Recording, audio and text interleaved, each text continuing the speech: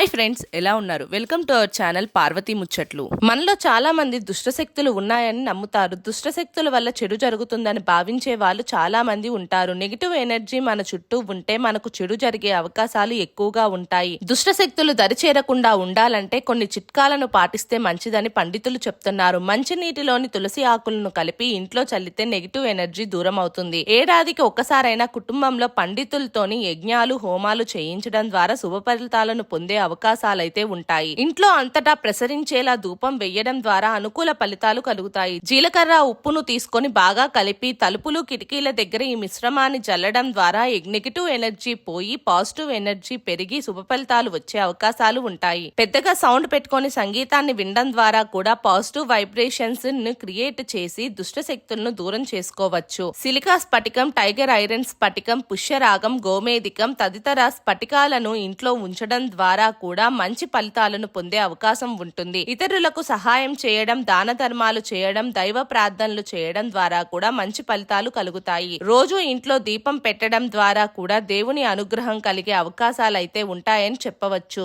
స్వస్తిక్ గుర్తును ఇంటి ప్రధాన ద్వారం లేదా గోడల మీద రాయడం ద్వారా కూడా నెగిటివ్ ఫలితాలు రాకుండా చూసుకోవచ్చు. ఈ చిట్కాలను పాటిస్తే మనతో పాటు మన కుటుంబ సభ్యులకు సైతం మంచి జరిగే అవకాశాలైతే ఉంటాయని పండితులు చెప్తున్నారు.